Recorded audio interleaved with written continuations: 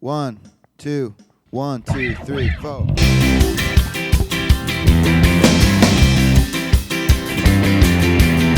Hey everybody, welcome to the Sales Hacker Podcast. It is your host, Sam Jacobs. This week, we've got a very special show.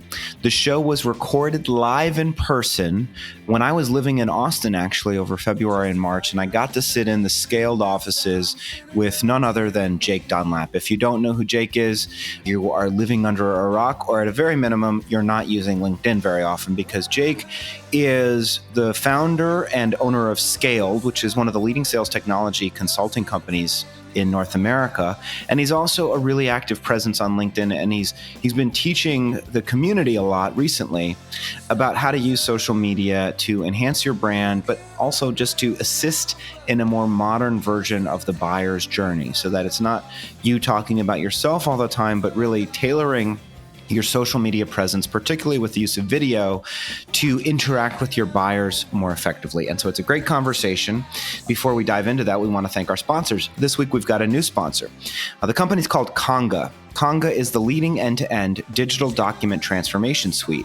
With Conga, you can simplify documents, automate contracts, and execute e-signature so you can focus on accelerating sales cycles and closing business faster. So if you want to learn more about Conga, go to go.conga.com/saleshacker for more information. Our second sponsor is that unicorn that we all know and love, Outreach. Outreach is the leading sales engagement platform.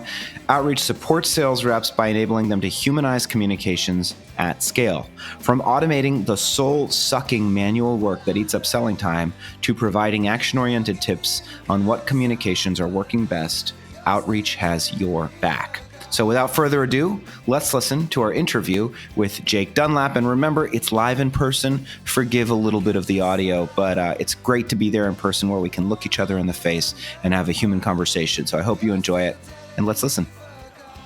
Welcome, everybody, to the Sales Hacker Podcast. Today, I'm delighted to have as my guest my friend, but also more importantly, perhaps the world's biggest LinkedIn celebrity, Jake Dunlap, founder and CEO of Skaled, which is, I think, probably the fastest growing, if not one of the fastest growing sales technology consulting firms and sales strategy consulting firms that I'm aware of, at least in North America. So, Jake, welcome to the show. Awesome, man. I appreciate you having me. I'm looking forward to this. We're doing it live, too, which I think is a lot of fun. We're doing it live in person. I'm looking at you in the eyes right now. I know. It's weird. No remote. It's good, man. I like it. So, as we do, we like to start every show understanding a little bit of context about, and many of the listeners out there see you on LinkedIn. So, one of the questions that we always want to ask is, why should we listen to Jake? So what we call it the baseball card. First of all, your name's Jake Dunlap. Tell us your official title.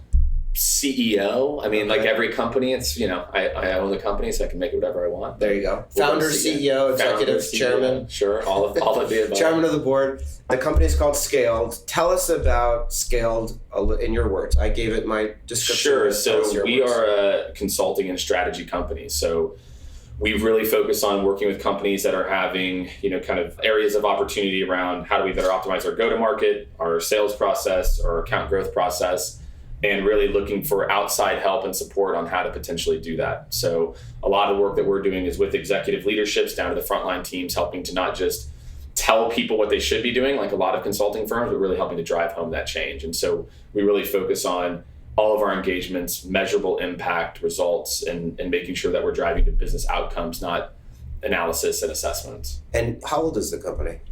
We are almost 6.5 years old. Wow. Yeah. Okay. Yeah. So I know your background, but the listeners may not. Sure. What were you doing before? Give us just the highlights of your career and maybe a little bit of personal life. Where are you from, by the way? Yeah, Kansas City. You're from Kansas City? Yeah. I didn't know that. Yeah. Okay. So you're from Kansas City. Yeah. How did you make your way to, I met you in New York, so how did you make your way to New York? Tell us about that journey a little bit. So went to college at Missouri State University. Where is that? That's in Springfield. Okay. Right in the Ozark Mountains. Beautiful, beautiful country. So went a lot to of criminals in the Ozark. Oh yeah, I guess, yeah, that's kind of made it popular now. So spent the early part of my career in professional sports. So loved sports, worked for the Tampa Bay Rays, then the Phoenix Coyotes. So moved to Tampa, then Phoenix. Realized I liked sports, and sales, just maybe not together. It's an interesting Were you doing world. ticket sales? Yeah, ticket sales, sales, group sales, sponsorship. So I kind of moved up throughout 2.5 years. Had an opportunity to work at Career Builder when it was kind of in its heyday, 2006. They had opened an office in Phoenix and had an opportunity to go there. Was one of the first people there. Moved into sales leadership, and I was really fortunate to start there at that time. And I got put through formal leadership development and all these different things that I think a lot of startup leaders never get. Yeah. And I look back now and just realize how fortunate I was. From there, left Career Builder after almost 4 years to take over as the vice president of sales at Glassdoor. I moved to San Francisco at that point, built that team from 0 to 40 people in a year, 0 to $1 million in MRR in a year. MRR. $12 million business in a year. Yeah. I mean, if you throw enough bodies at anything, you can get there. I don't know. That's still pretty impressive. I mean, it was right place, right time. I knew the space so well. It was almost not fair at times where, Glassdoor, we have your profiles. So it was a good time, and I was smart, and I brought some people with me that I knew that knew the space well too. So from there, moved to New York. So that's when I moved to New York. I was in the Bay for 2.5 years. Why did you move to New York? Opportunity. My wife and I were thinking about where we might want to live longer term. I mean, now we're here in Austin, and New York was definitely on the list. She's got a lot of family there, and a lot of really good kind of growing tech scene. This is back in 2012. So the tech scene in New York, kind of Tumblr had just kind of exploded. So that kind of the tech scene in New York, I think, was starting to really pick up. And it was an interesting company, a company called Chartbeat. And what happened there is what I realized from my 2 experiences in these kind of rapid growth venture-backed companies is that the challenges that we face as a sales leader, it's very much an island job. Like, you are hired as this person who's supposed to come in, fix everything with limited resources. Product market fit doesn't really matter where we're at. Like, you've got to grow and scale it because we just took $25 million or $50 million or whatever that number is. So what I saw is there's an opportunity for me to do the work that I love, which is building teams, scaling teams from demand generation through customer success. But instead of doing it for one company, do it for a lot of companies. And made a very conscious decision early on that I did not want to build a lifestyle business, that I wanted to try to build a company. And so that is the journey to get here. Yeah. So how do you do that? How do you build a company? Tell me about the evolution of Skaled. You've gone through a couple different iterations, 100%. If I'm not mistaken. Walk us through that experience, which is not dissimilar from the journey that technical founders go on as they find product market fit for their software products. Yeah, I mean, scaling a people business has very unique challenges. And I mean, there's no venture capital for people business, which means it's myself and, the bank. So I think I'll tell you kind of the mistakes along the way. And I think it's applicable to really anybody in your career, anybody starting a business. I think early on, I realized these are the problems I like to solve, but I don't think I had a clear vision for what it would look like. And so I think that's, the first couple of years we kind of meandered through, is it sales related? Then we'll work with you on it. And so, we would do trainings and all kinds of different things. So I think my learning in the first 2.5 years was have a clear vision of where we want to go, who we want to be as a company. Yeah. And that was a really big kind of learning for me. We were starting to do outsourced demand gen. We grew that business to 90,000 in MRR in like 6 months. And it just ended up being like a not great. It's not why I started Skaled. I didn't just start Skaled to set. Why didn't you like it? Outsource SDRs. Yeah, exactly right. I like having strategic conversations, and it just gets very tactical. You were supposed to set 25 meetings, you set 20. Yeah, we met with Capital One and Delta and Raytheon, but it's not the business I wanted to start. And so that kind of, it really wasn't until I think 2017. So literally probably the first 3 or 4 years of the business was just due to my not having a clear enough vision. And I think whether you're a CEO or a sales leader, having a vision for where you want to be, I think helps to get everyone aligned. It cuts down attrition, the types of people that you're looking for. So I think it was about 2017, we decided some core things. We didn't want to do sales training. There's a lot of people out there, a lot of people that that do an amazing job at sales training. It definitely has its place. We didn't want to do, we wanted to become, a consulting company, which I think is a dirty word in some circles because of the way that a lot of people do consulting. And so my journey over the last 6+ years has been continuing to focus the business, not necessarily, we're still expanding our kind of product set, doing creative services now. So like you mentioned, sales operations, that's been a huge part of our business around sales technology, but it's been continuing to focus the vision of shaping the future of the modern sales org. And that's kind of like the Is that the vision, shaping the future of the modern sales org? That's the vision 100%. That's how do we take all sales organizations forward to adapt to the way that buyers are going to buy in 2025. And that's really kind of where our true north is. So are we offering the right types of services that actually will help to get you there? And that's why we started to move more and more into marketing. That's why we tried to move more and more into like those spaces. Yeah. So let's talk about that. So first of all, and just so that the people out there are listening, you're working with LinkedIn, which is Microsoft. Tell us some of the logos so we can understand that maybe we should hire Skaled because you're working with the best and the brightest. Yeah, I mean, look, we work with everything from kind of your rapid growth technology companies, from like Breather. There's a company called Luster in New York that we did a lot of work with last year. A company called Olive. I mean, there's like 8 billion startups. So yeah, I mean, we've worked with a lot of like fast growing startups, a lot in the HR technology space. Work with on the enterprise side right now, Ultimate Software, Virtual Instruments, LinkedIn, as you mentioned. We've been working with them for almost a year and a half. Really, the clients are facing a challenge of one of two things. Something is broken, or we're doing something new.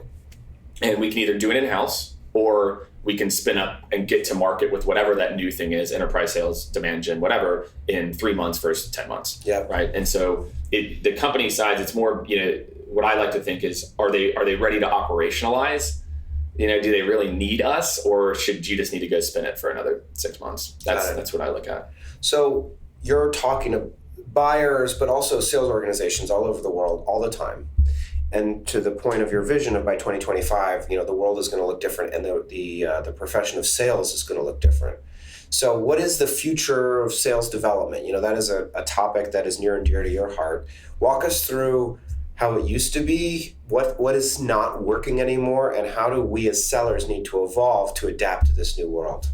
Well, I think sales development is where we see a lot of these challenges happening, meaning everyone wants to generate more leads. I think the issue is most sales organizations, particularly sales organizations in technology, built their sales development playbook based off of predictable revenue, which is a process that was written about a process that ended in 2006, and we're in 2019. And so the plays were call, email, and that worked whenever all of our touch points were direct calls to action, right? A call is a direct call to action, an email is a direct call to action. But now that we're doing account-based marketing and influence and all these things, the KPIs that we measure success by have changed dramatically. And I think what's going to end up happening is AI is going to take out some of the basic email interactions. I mean, how many people use Gmail now and just are like, yep, tab for it. Yeah, it's amazing. And you know what I mean? And so we're getting to that point. What I think the exciting part is for sales development is, if you look at what we used to let sales development reps do, even 5 years ago, we let them have conversations. We actually, I think the reason why so many companies can't scale their sales org is that their SDR org isn't having conversations. We're not teaching sales development people how to understand somebody's business and understand what they're going through and those types of things. So I think what's going to happen in the future is, for sales development people to be successful, they're going to have a little bit more understanding of how to go a little deeper in the funnel. Because the qualification, all of that, like a drift bot can take care of that, So let me ask you a question. Yeah. Like, why do we need sales development? Because as a buyer, I appreciate an SDR. I buy things and I understand what they're doing, but having to explain myself twice to, 100%. Because of like almost an artificial delineation, feels like, to your point about the buyer experience and the buyer journey, that doesn't feel optimal. And if the qualification part is happening through a drift bot or through conversational marketing platform or whatever you want to call it, why do I need an SDR? It's a great question. That is, I think, one of the most important questions. I think it's because for whatever, and again, it's just been this degrading over the last 3 to 4 years in particular, the quality of conversation. We literally have went to where you're supposed to get on a phone and immediately start asking about need and budget and timing, and we give these guys no skills, right? We're like, here it is, qualify, as opposed to SDRs should be trained on how to have a conversation, how to have a conversational selling, right? Like, I think, so the SDR, what they can do is, how do I give the SDRs enough to add value to where you as a buyer get something out of the conversation? Because it's miserable, right? When you get on it with an SDR. Do you still think you need an AE? Well, I think what's going to happen is sales is going to get involved just further down the funnel, to your point. Like maybe, again, if conversational can take it, or some type of AI can take it to qualified or 10 or 20%, but it's going to have to be done in a different way. It's not going to be done by just better qualification. I think the problem is we keep going back to better qualification. We keep going back to, well, did we do this? Did we get the need, as opposed to focusing on that? I mean, the need actually is what's important, but these SDRs don't know how to have the conversation about understanding and really addressing a need. Is there a need in the business? Do I understand this business enough to know if this is a real need, a fake need, et cetera? So I think sales is just continuing to get squeezed, right? Look at account management, right? And customer success. You look at the SDR, like what it means to be in sales. So I just think what's going to happen is sales is just going to need to get involved later. I think the really interesting trend that's going to blindside a lot of sales organizations over the next 2-3 years is if you look at sites like G2 Crowd, the buyer is going to come to the table consistently with more information than your sales team. They're going to know more about how your product stacks up against the competition than your sales team. The same way as when you buy a house, when you buy a car, all of these things. And so I think, again, what it means is both SDRs and sellers are going to have to be smarter. They're going to have to be more educated. It's not just about understanding what your product does. It's about understanding how it fits in the ether, where you win, where you don't win. And then project managing someone through the rest of the buying cycle. So I think there's going to have to be a leveling up of problem solving skills, a leveling up of the conversations that we're having, because over the last 3 to 5 years, we've really degraded the quality of conversations and how we train people how to have those, because the AI, like we just talked about, it's getting pretty good at basic conversations. And guess where it's going to be in 3 years? And guess where it's going to be in 10 years? You're not going to know the difference. Yeah. You're going to be talking to machines just as much as people, and you won't even know. So where we can differentiate is in the quality, the nuance, the conversation. So if you're not able to have a nuanced conversation, you're not going to have a job in sales. That's scary for a lot of people. It should be. I mean, it's not in like a fear-mongering way, right? It's just more of like, look, this is the reality. So if you can't have a conversation, you're not going to have a future in sales. But getting to the conversation is oftentimes the biggest challenge for what I would imagine many of your customers facing. So what is the advice that you give, and what is the arsenal of communication channels and engagement touch points that you're advising in order for companies to get to the conversation in the first place? Yeah, I think there's a couple of factors here. Calls and emails are still fine. Like, again, the problem is these channels are just becoming saturated, right? I'm big on the phone right now. I mean, I just don't think we've literally just trained a bunch of people who don't know how to pick up the phone. I know there's a company in Atlanta that's got 60 people in their sales team. They said 40% of their appointments from cold calls. Okay. So it's certainly, that's good. It's certainly still, right? And the problem is they don't pick up, but it's that extra touch point. It's that extra like, oh yeah, Sam's not going away, Jake's not going away, right? But the problem is, robocalls in particular, I think, are the biggest threat to calls, not bad salespeople. In 2017, there were 30 billion robocalls. Last year, there were 50 billion robocalls. Unless we do something sweeping from a legislation standpoint, it's going to be worse this year. I've heard 50% of all calls every time the phone rings, it's a robocall. That's exactly right. And then on the email side, we're sending almost 260 billion plus emails a day. Wow. And so, look, but those channels are still where people are, but again, busy people now are just getting, hundreds and hundreds of emails a day. And that's something that, we just have to factor in. So to me, I think the reason that companies are struggling is we're just so used to using call and email as primary lever 1 and primary lever 2. Yeah. And now the playbook has to expand. You have to think about, how do you integrate direct mail with that? How do you integrate potentially advertising integrated with their outreach? It used to be like, just go out and make it happen, figure it out, etc. But as these channels, the noise ratio grows, your possible voice just shrinks so much. So I think there's things like direct mail, video, other different ways that you really need to think about to cut through the noise. There's a company in Canada, they won't mind me sharing this, it's called League, and rapid growth. Great man. Exactly, Kyle and his team. They have literally moved everything from their SMB to enterprise to all more account-based things. And what they're doing are things that you might not think are repeatable by sending direct mail and other things, but guess what? They've created a conveyor belt to do it. And I think that as sales leaders and as SDR leaders or sales operations teams, you have to start to look for non-repeatable ways to make more calls and more emails, and instead more repeatable ways to do more touch points or a more diverse set of touch points.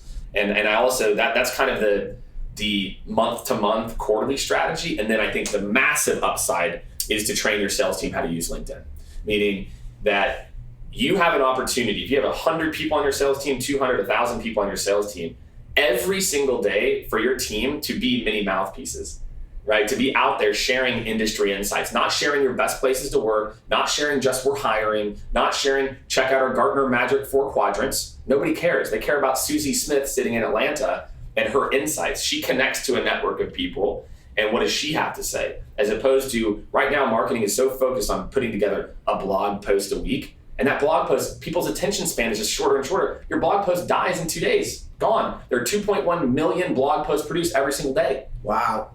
So let me ask you a question. Yeah. Let me challenge you a little bit. Let's do it. I can imagine somebody saying, Jake, that's great, but my buyers are industrial engineers. And you know what? They're not on LinkedIn. LinkedIn is just salespeople selling to each other. React. Amazing. Perfect call out. If your buyers aren't on LinkedIn, don't use it. Go find out where they are. I don't care. You know what I mean? Like I'm 100% like email, call, smoke signal, LinkedIn. I don't care what. It's where your buyers live. Maybe your trade show's maybe it's 100% trade show strategy. Awesome. You sell to doctors? Probably, right? So I think a lot of this is people don't pay enough attention to where their buyer personas live.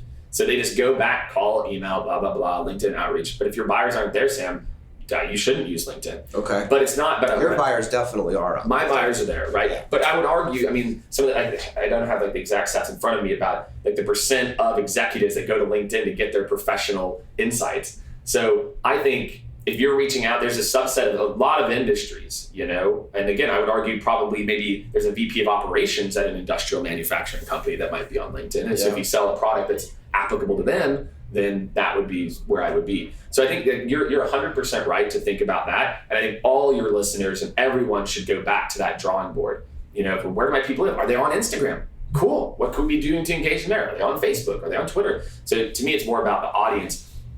I just think right now, if your audience is on LinkedIn, I mean, it's over 600 million users now. A big majority of those are active on a monthly basis. I just think right now, if your buyers are there, it's a mass. It's Instagram 2014. So let me ask you a different question. You just talked about a more complicated sequence, right, or a series of touch points that is more than just calls and emails. It includes direct mail potentially, maybe it includes some account-based retargeting through something like Terminus. But when I hear that, I hear complex and expensive.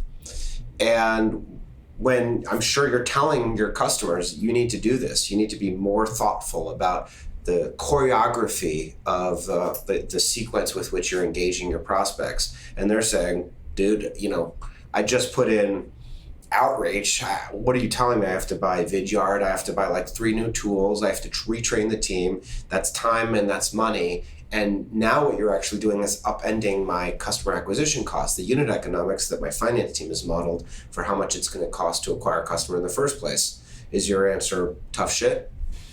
To some extent. I think the reason that we're facing this challenge is, again, it goes back to what I was talking about before. We're so used to looking at software as an expense for salespeople because our only point of reference is Salesforce. And there's nobody who looks at Salesforce and is like, yes, oh my God, I'm so, thank God they bought me Salesforce, right? And so the problem is just we have to shift our mind in sales. Marketing does not look at technology this way. Marketing looks at technology as a strategic investment that's an absolute must. And the problem is we've got to start to look at sales tech as it's an investment in the team, not an expense that we have to deal with.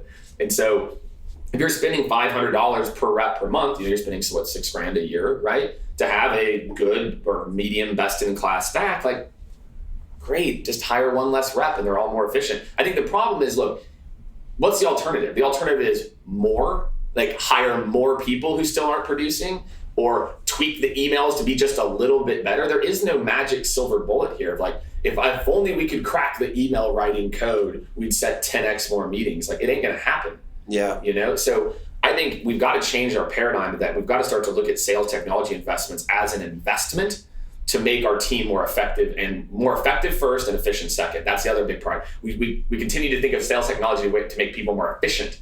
It doesn't mean that the quality that's coming out of their sequences or cadences are any good. So I think you just have to look at it that way, that you're going to have to do that. I mean, I go back to what's the alternative? What happens in 3 years when the US passes their version of GDPR? Or what happens if, again, robocalls go to 75 and that stuff starts to break and you have no plan or no idea of how to run a more diversified strategy. So to me, I feel like having those multi-channel, understanding these other components and how to integrate them into cadences is just, it's a must, and just changing the way that sales leaders look at it. And you were at that dinner we had in New York, and one of the things I said is that I think a lot of sales leaders right now are outsourcing their knowledge, and sales reps are doing it too. They're outsourcing their knowledge of what's possible in sales tech to their operations team, and that's a mistake.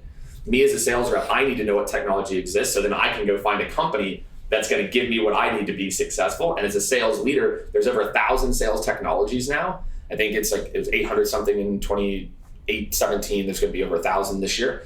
So as a sales leader, you don't need to know all of them, but you do need to know the ones that are moving the needle for other people. So when you look at, to your point, we've got an expert here.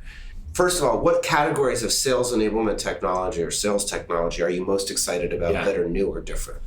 Well, I mean, it's not new, but I think the sales engagement space, right? To me, the sales engagement space is table stakes. If you are not using one of the major players in the sales engagement space, you are at a massive disadvantage. The issue with where sales engagement, sales often outreach, right? They did such a great job of branding it as an SDR tool that, to me, the real practical applications are actually in the sales process, in like how you nurture people or nurture multiple decision makers or influencers in the process, and creating an IT stream or an operations stream. And then on account management, every account management team should be using one of these tools. Like you have a client, they renew in 12 months. You want to touch them a certain amount of time throughout that process. That is a great opportunity to put in place a sequence or cadence of activities. So I feel like we're not proliferating these tools enough and getting enough out of these tools and using more automations.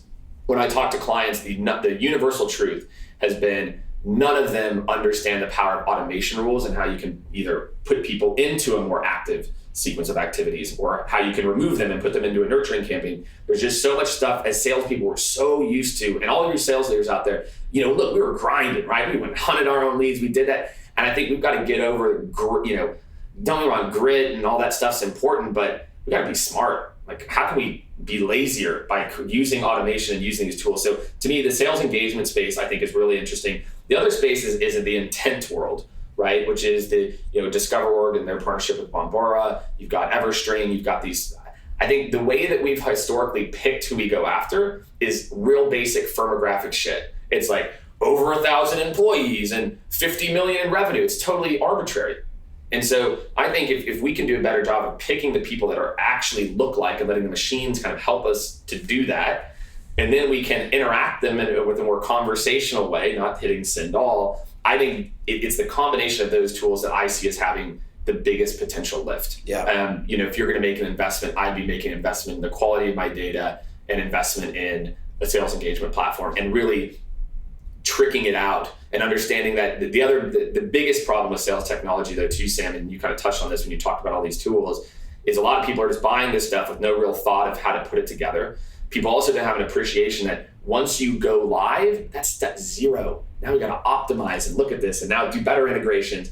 Companies spend so much time plugging something in that they don't realize that, once you launch a sales engagement platform, you're at the very, very beginning of the change management process with the team, as opposed to what I see a lot of people do is they spend so much time and resources and then they don't have an optimization plan. So what's, just really quickly, because intent data is something everybody's talking about right now, but there's people that don't know what it is. So Tell us what it is so that we know what Bombora is, we know what some of the new players are. Yes. I tend to get jargony sometimes just because. No, it's good. This is an important piece of jargon. I'm in this the ether so much. So intent data basically uses, I think, I'll try to simplify it, less obvious things that you and I would think about as to why somebody actually might be might have a higher likelihood of somebody who wants to engage with you. So what Bombora does is they have their scripts running on tens of thousands of sites, and they know the IP addresses of different companies and where they're coming from and the types of articles that they're reading. So what that tool allows they even know what they're searching for. Yeah, sometimes. Exactly right. Yeah. Exactly right. So now, who is searching for this topic? Who is from this company in these departments at times? And so then they might actually have like some level of interest in what you're doing. Like that might be a good person to reach out to. You know what I'm saying? Yeah, absolutely. So that's one thing.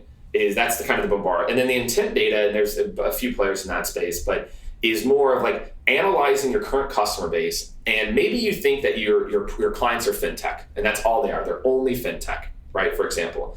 But maybe in reality, there's actually a lot of crossover with like insurance tech or like insurance companies too. So I think what happens is we lock in on an industry, we lock in on a size, but there's all these other little factors about like how fast they're growing, based on like certain data you can get there. How, like, maybe it's not how fast they're growing, maybe it's VP of sales just left, or there's just all this different data that exists out in the ether that companies aren't utilizing right now to better target who their actual ideal customer is. We still do a lot of our ideal customer profiling on, like you said, firmographic data. Firmographic, and it's just not good enough. There needs to be additional X factors, and over time, the machines are just going to be better at finding those 72 variables for your company that are actually the right indicators. Because again, as sales leaders, I think the problem is we tend to take a lot of our biases from job to job, and we tend to implement kind of the same pieces. I think machines can help us to eliminate some of those and keep the core that matters.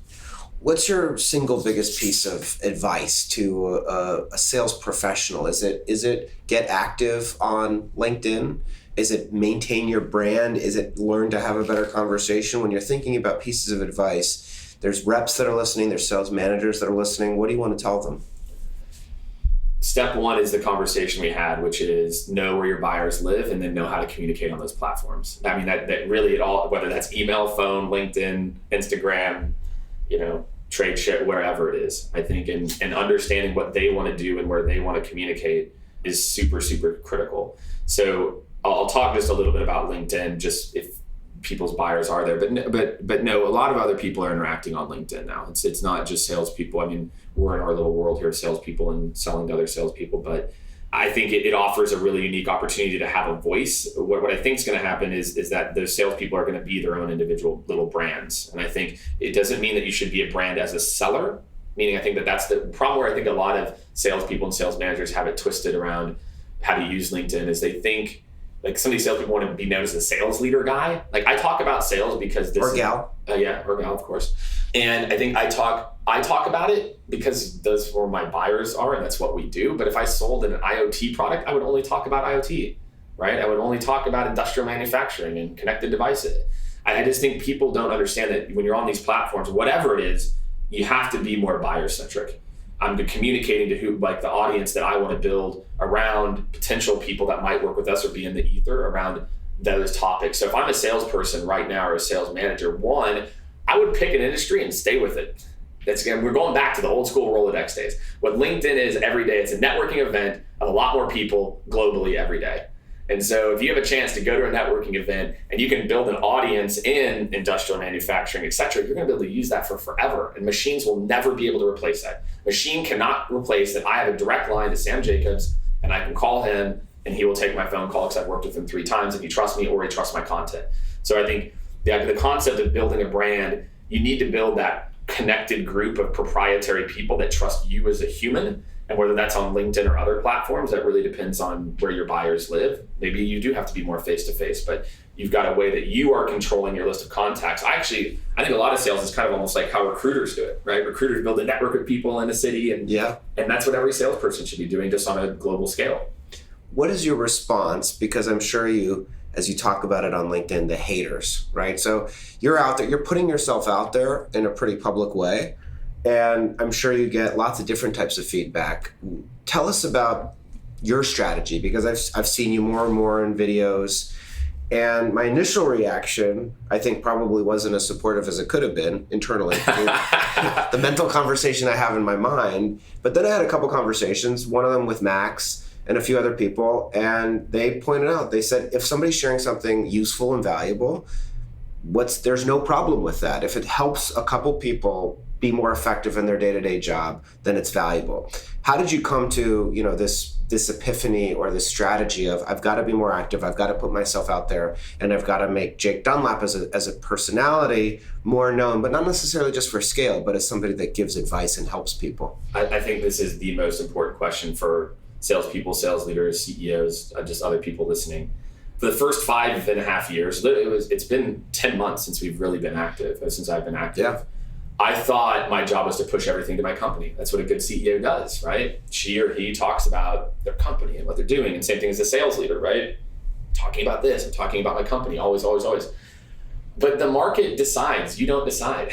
The market decides what's valuable or not. And what happened is, look, we were putting out amazing ebooks, amazing blog posts, and it would get terrible engagement. We spend so much time on this stuff.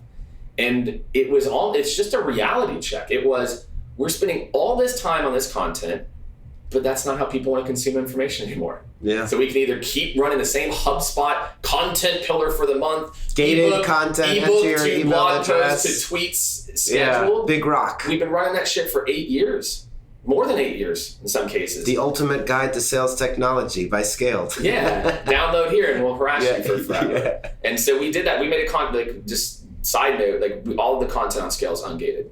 Because what we found is our content, most people who are consuming your content are really not high in the totem pole, or they're middle funnel. They're at that intent level. So just give it to them. Why put up barriers? You don't have to go that radical if you don't want to. But that's what you just said is pretty insightful. Yeah, well, it's just data. So to go back to how we kind of arrived here was look, so therefore, I call the company Scaled Consulting, not Jake Dunlap or Dunlap Consulting, for a reason. I wanted to build a company, right? I didn't want it to be centered around me. But what I started to realize is, look, what LinkedIn and Instagram and other places are telling you, they want to hear from people. They want to hear from the human. They want to know what your story is. And look, so that means I started posting about myself when I was 37. I'm not sitting here I've done it. I've built teams, our client have proven success, right? So I think I felt like I was coming from a position of okay, I've got enough, but you don't need to. Everyone's an expert at something, man. And I talk to a lot of junior people that will DM me hey, I don't feel like an expert. Look, if you might be an expert in just this one niche of how to better structure your content for sales enablement if you're a guru. You know more about a sales enablement, when you're talking to sales enablement people, you know more about how to structure the content in a way the sales team will use it than anyone on the planet. And I think everyone has to realize they're an expert at something, and sharing your value or what you do, you're doing it for other people. And if they like it, great. If they don't like it, who cares? I think a lot of the reason that holds us back from doing this more is just fear of this mythical people being to your point. I think that's a lot of people's reaction. My friend's reaction, certainly when I started to change my Instagram stuff, was I got a lot of shit for that. But then people get used to it and they're cool with it. I think it's just, they're not used to seeing that other side of a person. So you just have to kind of get over it. My first Instagram ad that we promoted was last September. And the very first comment that this 18-year-old kid put was lame. And it was damn. Well, yeah, but honestly, that was actually a turning point for me of okay, well, he took the time to comment, so cool, that's awesome. So I think the key is just, you have to realize you're doing it really start to think I'm doing this for other people. The amount of DMs that I get on a daily, weekly basis. This guy put out this video a month ago about, I just got a scholar. I've never met this guy in my life. He was on a subway, he did his first LinkedIn video, and he's I just went back to school. I ended up getting a scholarship. I want to thank Jake Dunlap for keeping me motivated. And it's just whoa, wow, this is impactful. So if there's people that don't care or people that hate on it, fuck them. I don't really give it. It's the market will speak. If what I'm saying is garbage, the market will tell you it's garbage. Yeah. But the other thing is, I just don't take it personally. Every post that we put out is an experiment. I'm learning. Well, that worked, that didn't work, let's try this, let's do more video, let's not do more video, let's try plain text, let's not try plain text. So I just don't have a lot of emotion attached to it, whether a post is really, really good or people say it's, or people hate on it a lot. That doesn't happen too much. It happens less. So then again, my mind just LinkedIn is safe. That's the other thing too. LinkedIn is safe, man. Nobody's trolling. Nobody's out there really trolling people like Instagram or something like that. Yeah. If you're going to get started, LinkedIn is safe. What, we have time for a few more questions. One question I have, because I'm running my own, I'm doing my own thing right now.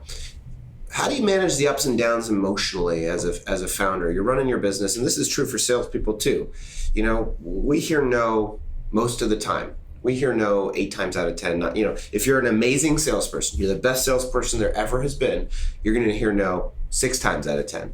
And if you're an absolute dog shit, horrible salesperson, you hear no 9 times out of 10. But regardless, you're going to hear no more often than you hear yes. What do you tell yourself? Because I've seen a lot about this on LinkedIn from you. How do you approach every day to make sure that you can handle the ups and downs of building your own company and putting yourself out there in a way that doesn't drive you crazy? There's a couple of different things, and again, this goes back to maturing and just fucking it up for the first 4 or 5 years. You learn a lot as you go through the stages of kind of figuring things out. For me, it's all about the plan and executing a plan. So we didn't have our first formal real forecast until 2017, and I'd say last year is the first time. So having a forecast and being able to manage the business to the forecast, it sounds so basic. A lot of sales leaders are yeah, no shit, right?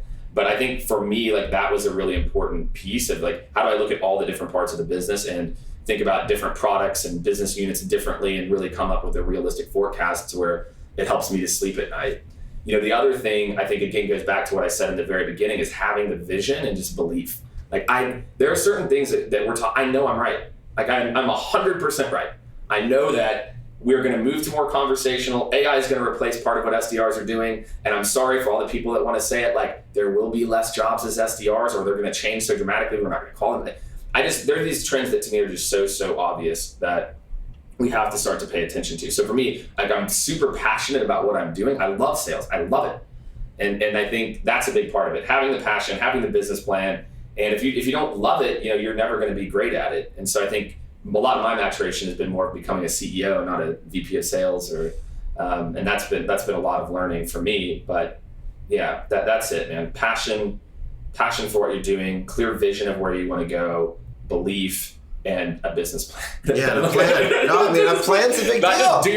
Do your best is not a strategy for salespeople, for VPs. When you're down and you have a plan and you can say, this is what I'm doing, right? Am I tracking to my plan? Okay, I'm beating my plan. Okay. Yeah. Well, I decided 6 months ago that this was a good plan. So if I'm beating the plan, everything's okay. And it's okay in the early times if you miss the plan. It's okay. It's understanding the why. Well, why did I miss the plan? And I think, look, especially as the stakes get higher and, our payrolls, hundreds of thousands of dollars, it starts to get, and again, this is funded by me, right? And I think that same, but not being able to hear it because we got a plan. I think that I've always ran, even when I was a rep, I always ran my day with a plan. I had a tick sheet, how many calls I needed to make, etc. Yeah. I ran my day by the plan. So if you're a sales rep, a sales manager, you have to have a plan for how you're going to get there. And the plan isn't about how I'm going to get there this month. It's how I'm going to get there next year. When I took over my first sales leadership job, I knew my job was to turn this team around over the course of 6 to 9 months.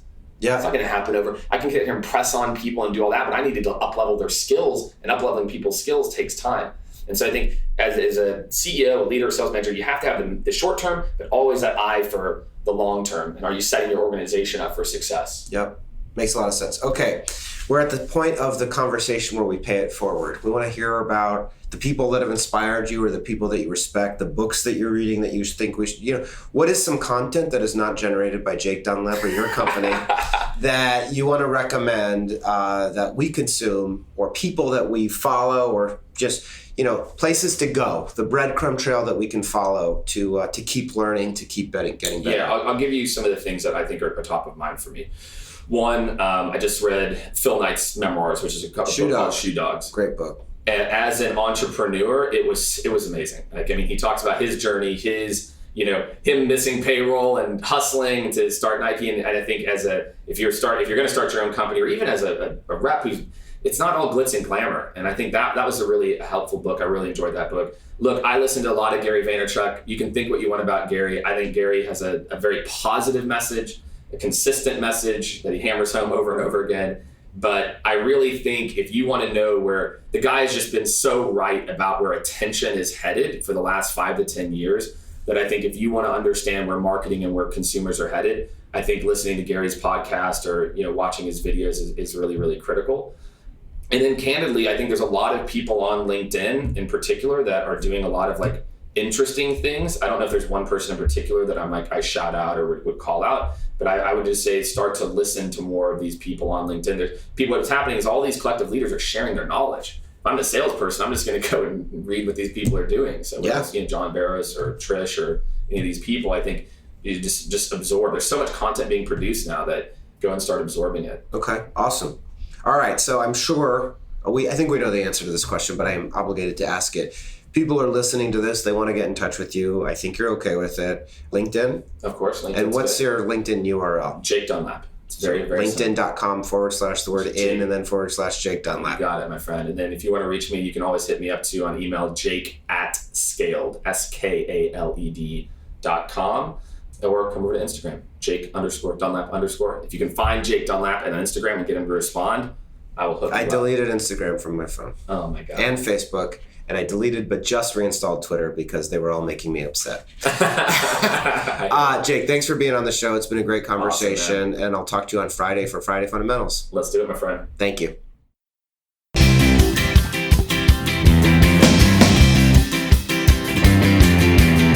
Hey everybody, it's Sam Jacobs. This is Sam's Corner. You can tell Jake's passion, enthusiasm for the art and the science of sales coming through in our conversation. It was a great conversation. A couple takeaways. One of them is just Jake's emphasizing the need to invest in your team and building the right sales technology stack and looking at sales technology as a specific investment as opposed to just looking at it as a cost center. You need certain elements of technology to make the sales team more efficient and more productive, but also to enable them to generate the returns and frankly achieve the quota that you want them to, that you want us to. And so you got to really think about making sure that instead of just continuing to add headcount to your hiring plan, you're thinking about making investments in each person to make them more productive and make them more efficient. And we talked about a number that's roughly $6,000 per rep per person per year as, $500 per month in terms of sales technology investment to make sure that people are well prepared to succeed. And part of that is, of course, a sales enablement platform or an SEP, as you might have picked up from the sales engagement book that Manny, Mark, and Max wrote from Outreach. But of course, there's a bunch of other technology inputs and integration points that need to happen besides just sales engagement and besides just your customer relationship management. So that's one key takeaway. You got to make those investments. The second takeaway that I might present to you is really the virtues of specialization in your career. And one of the things that Jake mentioned was instead of jumping around from buyer persona to buyer persona, is there an opportunity in the course of your career to really develop deep expertise around specific types of industries so that you can have the functional expertise in sales at the same time that you have legitimate industry understanding. I think there's certain industries where that's less important. I think the deeper the tech, the more important it is. I spent last year as CRO at Behavivox. Behavivox makes machine learning and artificial intelligence software that processes human communication at vast scale. And you need to know something about how that technology works, about what machine learning actually is, about what we mean when we say AI. If you don't know those things, you're just far less effective. Now, those aren't the only things that you need to know. You need to know about the buyer and about what they do every day and how we're going to get he or she promoted as a consequence of purchasing our software. But you do need to have some familiarity with the industry and with the technology that you're selling, and I think it's a virtue. So this has been Sam's Corner. Thanks so much for listening. If you want to reach out to me, you can. I'm on LinkedIn, as you know, linkedin.com/in and then /Sam F. Jacobs. If you're interested in participating in Revenue Collective, we are getting lots and lots of inbound interest, and that's exciting. We're looking for VP level or above folks at high growth companies in sales, marketing, customer success, or operations that are revenue operators. And email me or contact me on LinkedIn to learn more. Otherwise, thanks for listening. Before we go, thanks to our sponsors. We've got a new sponsor this week. It's Conga, the leading end-to-end digital document transformation suite. go.conga.com/saleshacker. And of course, thanks to Outreach, the leading sales engagement platform. I will talk to you next time.